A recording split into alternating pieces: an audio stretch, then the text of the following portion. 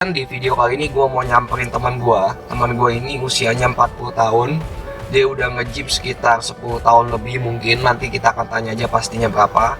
Di video ini gue juga mau minta tips-tipsnya sama dia. Dia bisa nge-gym sampai puluhan tahun itu, tips-tipsnya apa aja, bisa konsisten sampai sekarang. Gue akan minta tipsnya sama dia apa aja. Dan di video ini juga gue akan ngejawabin pertanyaan-pertanyaan dari kalian, karena beberapa hari yang lalu gue juga udah open Q&A di Instagram gue. Jadi udah banyak pertanyaan yang masuk, nanti akan gue jawabin bersama dia juga. Oke guys, sekarang gue udah nyampe di rumah temen gue. Sekarang kita mau tanya-tanya dulu sebelum mulai Q&A-nya. Lu nge-gym di usia lu sekarang ini, tips-tips apa sih yang bisa bikin lu terus semangat gitu? Karena gue ngeliat lu lebih banyak di tempat gym sih daripada di rumah. Gue lihat kalau debt collector nyari lu nih, gue saranin kalau nyari si Anton ini ke tempat gym, karena hampir setiap hari gue ke tempat gym ketemunya dia lagi.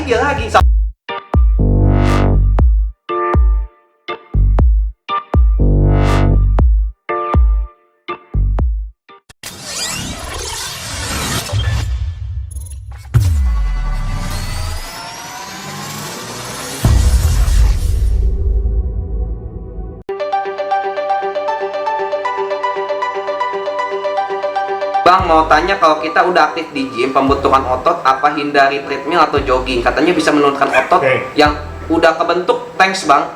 Coba kau jawab. Ya dulu mitosnya kan kardio itu ngilangin otot. Sebenarnya tergantung nih kardionya berapa lama nih. Orang-orang kalau sekarang lagi demen maraton lari itu, yang tadinya gym pasti ototnya hilang karena dia udah nggak pernah bentuk otot lagi ya.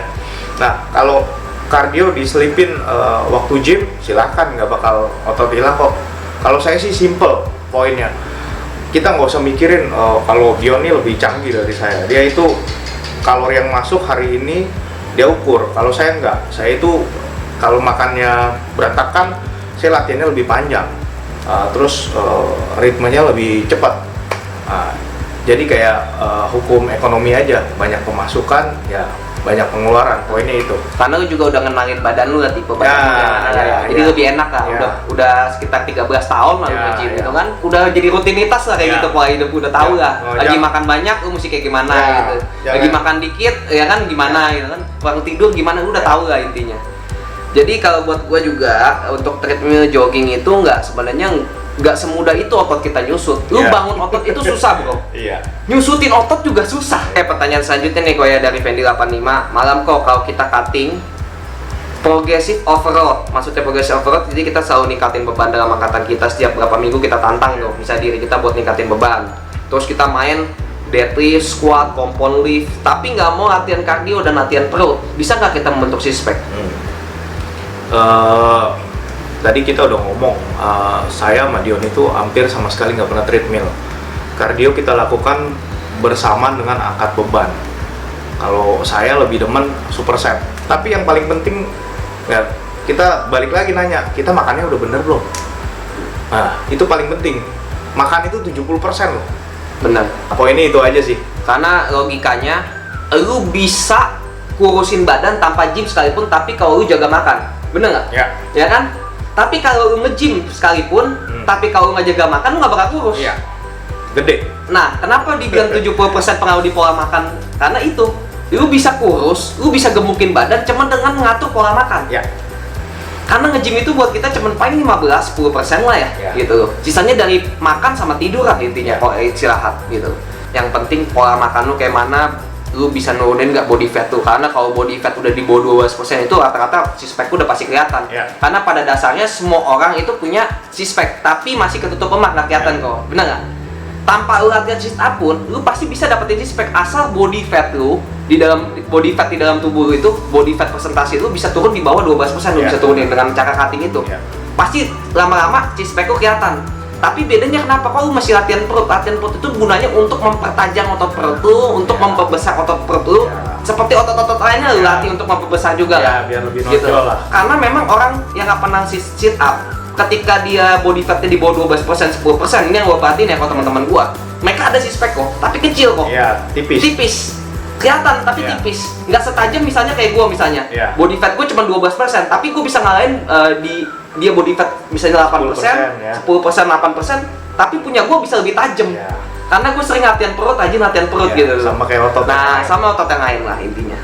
Pertanyaan selanjutnya nih kok. Bang, saya masih remaja, apakah masa otot saya bisa berkembang seperti orang yang lebih tua dari saya? Sebelumnya makasih sering jawab pertanyaan saya. Jawab. Itu pertanyaan yang paling gampang sih. Saya aja yang udah tua, yang kadar testosteronnya mungkin udah menurun ya. Yang penting dari diri kita sih. Kalau lebih muda sih harusnya lebih bagus. Saya nyesel kalau sekarang itu mulai gym tuh umur 27. Harusnya umur 19, 17. Di luar negeri 17 udah mulai gila loh kok. Udah. Tapi lucunya di Indonesia gini kok, pada saat lu di remaja itu, SMP, SMA, lu nggak boleh angkat beban, nanti badan lu pendek. Itu mitos. Itu stereotip yang berkembang. Bohong itu. Padahal kalau di luar negeri, mereka dari umur SMP, SMA, mereka udah diajarin untuk aktivitas angkat beban, untuk fitness, olahraga ringan di rumah, pakai body weight gitu. So, saya pernah baca buku ya. Dulu saya senang baca. Tulang itu makin ada benturan itu dia pertumbuhannya lebih cepat saat remaja.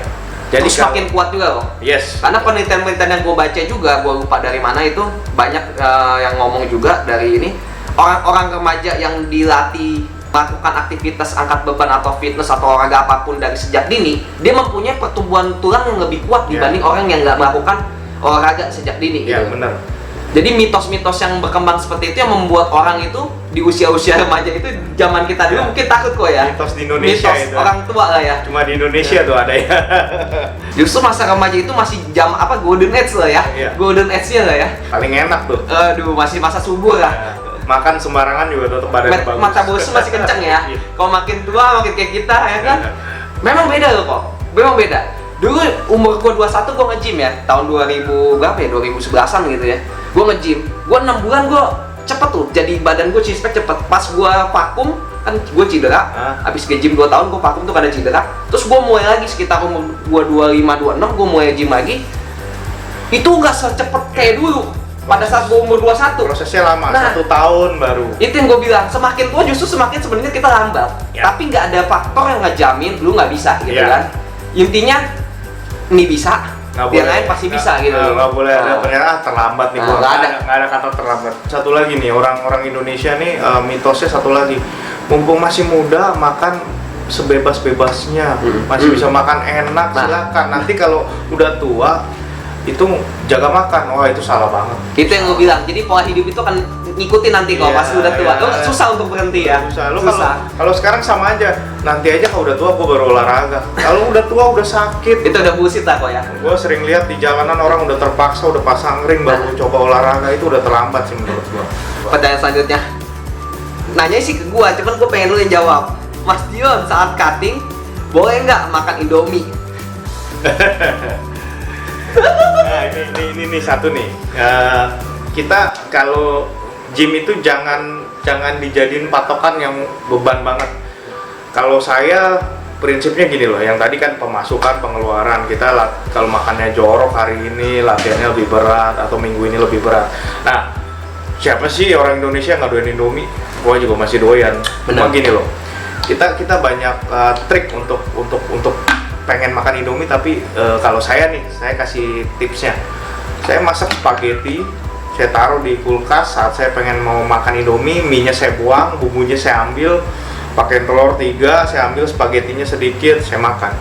Ya beda sih mie-nya spaghetti, tapi better than Indomie real ya. Kalau kita bicara mau healthy life ya, itu aja sih. Ya daripada kepengen tapi nggak bisa makan gitu. Nah, ada teman saya lebih gila lagi. Dia bodybuilder asli, dia bodybuilder. Nah, dia pengen martabak hari ini, dia beli, dia makan, dia punya, habis itu dia lepehin, dia buang. Nah, dia cuma pengen ngerasain doang.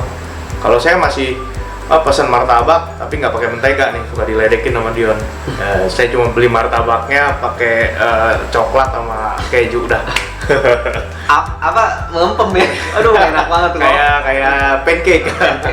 Nah gitu aja sih, simple. Jangan dibuat gym itu gaya hidup sehat itu jangan dibikin pusing. Beban lah ya. Nanti jadi aduh males ya, kayaknya hidup sulit banget ya gitu, jangan. Boleh sih lu makan, tapi tahu batas aja lah Ya, gitu.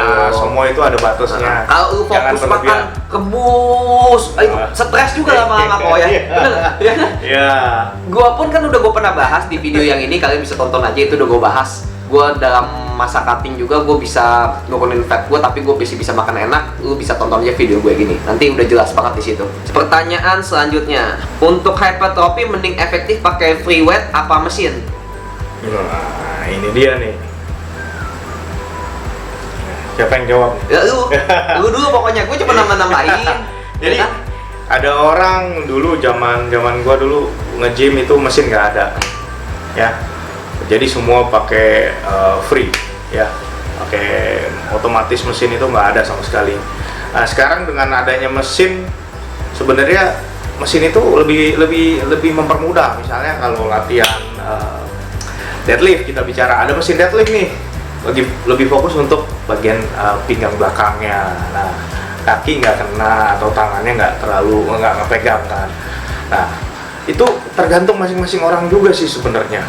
Ada yang gue lebih jantan kalau melakukannya nggak pakai mesin gitu, atau lebih cocok ya, atau gue mau lebih fokus nih pakai mesin aja, dia lebih kena, ya silakan lebih gitu. cocok. Jadi sekali lagi, nge-gym itu jangan dibikin berat gitu loh. Jadi kayak harus begini, harus jangan cocok-cocokan juga sih. Poinnya itu sih. Lu cari yang cocoknya pakai apa gitu loh. Kalau misalnya lu cocok lebih kena pakai mesin, ya pakai mesin. Ya kalau saya nih ya, jujur, saya kalau latihan kaki itu saya harus pakai mesin karena saya udah umur. Jadi saya takut cedera atau apa ya. Mengurangi resiko cedera lah ya. Ya itu. Seminimal mungkin itu yang kita cari gitu. Ya. Buat apa latihan? Gara-gara latihan pengen bagus tapi malah cedera. Jadi ya udah, kita main aman aja kalau udah di atas 30. Karena buat gue gini, lu mau pakai free weight, terutama pemula itu mesti hati-hati juga ya. Jangan paksain beban. Karena dulu pertama kali gue nge-gym itu, yang gue ceritain itu umur 21 gue cedera itu, karena gue memaksain beban. Karena wajar ya, dulu gue masih pemula kok ya. Umur juga masih muda, ego masih tinggi. Temen gue naik beban, gue harus tambah lebih gede. Yang adanya, jadi pegangan tangan gue di sini, gue geser ke sini kok. Karena gue main bench press pakai free weight lagi. Gak ada yang support lagi, gue sampai ketiban di sini kok. Pas pulangnya kok tangan gue itu nggak kerasa, habis gym gue terus latih. Pas pulangnya berapa hari makin sakit. Pas gue cek dokter beneran ya kegeser di sini. Itu setahun lebih gue baru bisa sembuh. Yang adanya gue ulang lagi total, hilang semuanya gitu loh. Karena ego gue, karena gue cedera gitu loh. Jadi intinya, lu kalau mau nambah beban juga, mau pakai free weight juga step by step gitu loh, jangan langsung. Tapi kalau memang pakai mesin lebih aman sih kok untuk pemula ya. Yang penting otot yang kita latih itu kena. Poinnya itu. Buat apa latihan berat tapi ada orang latihan sampai nungging tapi ya nggak kena gitu, buat apa gitu. Karena buat gue pribadi juga kok, nge-gym itu ngangkat beban itu bukan cara mindahin A ke titik B, tapi bagaimana lu bisa rasain otot yang lu latih itu bekerja. Itu yang susah. Nah, itu yang susah. Main muscle connection juga lu mesti mainin gitu loh. Jangan semata-mata lu mesti dari A ke B lu angkat gitu loh. Tapi lu kalau nggak rasain percuma gitu loh. Nanti request video sama Dion cara latihan dada yang benar. Oh, ini entar sama Anton itu lah, dadanya lebih gede. Ini udah cupnya 36B dia. Itu susah-susah gampang tuh kayak gitu. Nanti kita mungkin next sale kita bikin latihan dada lah ya. Nanti bikin di gym lah. Bikin di gym. Saya mau nanya, saya pertama kali fitness latihan lat pull down cuma bisa 5 bar beban. Sekarang bisa 11 bar. 11 bulan progres. Jadi dia udah dapat nih sekarang dalam 11 bulan itu bisa 11 bar tadi, yang tadinya cuma 5. Tetapi teman saya dari awal fitness itu beban dia cuma 4 bar. Sekarang hanya 7 sampai 8 bar. Tetapi jika dia mengunci otot backnya, terlihat lebih lebar dari badan saya. Body fat dia 20%, saya 25%. Tetapi saya lihat teman saya yang body fatnya 28%, tetapi jika mengunci backnya juga kelihatan lebar. Oh, gue paham nih, intinya gini kok. Dia ada yang body fat lebih kecil, ya kan? 20%. Oh, backnya lebih lebar dari gua. Nge-gymnya sama nih kok. Bebannya juga nggak seberat gua. Nggak seberat gua. Sebenarnya kan pertanyaan tadi kan, baik. Yang kedua, teman dia lagi body fatnya lebih tinggi dari dia. Bener nggak lebih tinggi? Backnya lebih lebar lagi dari dia. Nge-gymnya sama. Nah, itu tolong jelasan deh. Jadi setiap orang itu beda-beda ya, masa otot, masa tulang, terus kayak tadi latihan kan saya bilang, Dion udah ngomong, latihan itu bukan mindahin barang dari tempat A ke tempat B. Latihan itu gimana caranya kita fokus, jangan asal berat. Saya itu main back itu nggak pernah berat. Saya maksimal berat itu cuma seberat tubuh saya. Ada orang kalau anak-anak sekarang ya, anak muda harus 2 kali lipat, sampai even katanya ada yang 3 kali lipat dari berat badannya, deadlift segala macam. Oh, saya nyerah gitu loh. Jadi faktor seberapa berat diangkat itu nggak menentukan otot dia lebih jadi atau enggak. Nah, disiplin pertama, kedua fokus. Ini bener nggak ya kena back gitu loh. Jangan asal wah mentang-mentang di sini gue pengen kelihatan lebih berat, pengen lebih maco, angkatan berat-berat. Padahal yang kena cuma tangan gitu. Misalnya main back, kenanya bicep gitu. Nah itu loh. Kerasa apa enggaknya. Terus faktor yang kedua mungkin dari pola makan yang lagi baik, bener nggak? Karena setiap orang kita nggak tahu pola makan teman lu mungkin lebih baik dari lu. Karena makanan itu ya, makan kita ketemu di gym kita bisa lihat. Saya bisa ngintip, wah si Dion latihannya apa? Angkatannya berapa? Saya bisa intip, tapi makanan dapurnya dia saya nggak bisa intip. Nah itu masing-masing punya resep sendiri. Karena gue pribadi kalau tahu anak-anak gym gue hampir setahun ini gue latihan cuma seminggu 3 kali ya. Ada orang seminggu 5 kali, badannya nggak progres kayak gue. Saya seminggu 6 kali. Karena gue udah nggak terlalu banyak mau ini lagi, karena buat gue yang paling penting memang 70% dari makanan gitu loh. Latihan cuma 15%. Jadi mau latihan kayak lebih hebat dari temen lu, kalau makan lu nggak dijaga juga percuma gitu loh. Bedanya saya sama Dion ini ototnya lebih tajam ya, tapi dia jaga makannya disiplin. Kalau saya mungkin saya banyak kerjaan segala macam ya. Saya latihannya, saya berpikir minggu ini gue harus latihan 6 kali. Kenapa? Karena gue makanannya nggak sebersih Dion gitu. Nah kalau Dion mungkin cukup 3 kali seminggu, 4 kali seminggu cukup. Nah kalau enggak ya buat apa dia buang tenaga juga. Baik kali itu ke sesuai diri kita masing-masing ya kan. Tapi yang paling penting 70% dari makanan. Bisa jadi memang faktornya bukan dari latihan juga kok. Mungkin latihan dia sama dah, sama efektif, dia udah bener gerakan. Makan juga sama? Enggak, beda. Makan dia nggak tahu, dia cuma bilang latihan gue sama, gue latihan bareng. Yang itu yang gue bilang, makan kita nggak bisa lihat dapurnya temen lu. Tidurnya juga kita nggak tahu. Dia mungkin lu cuma tidur 4 jam, banyakan main game, begadang atau apa. Nah itu. Jadi saya pernah dulu ya punya teman, dia catering diet sama, bareng latihan bareng berdua. Tapi badannya bagusan si A daripada si B. Ternyata pola tidur dia sama gaya hidup dia. Malam masih demen party segala macam. Itu penting, kurang tidur segala macam.